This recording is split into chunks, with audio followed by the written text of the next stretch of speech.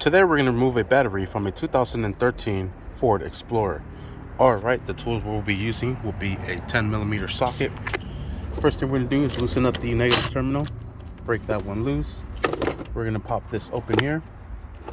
Then we'll loosen this one up here. Sweet. After we do that, we will remove the negative terminal. Just wiggle this back and forth. It's pretty nasty, it's corroded and whatnot. Set that over to the side. Yuck.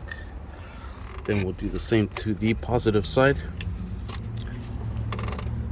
Looks like it has a clamp on this side, probably to the battery. Oh, and there isn't. It's just a very snug fit.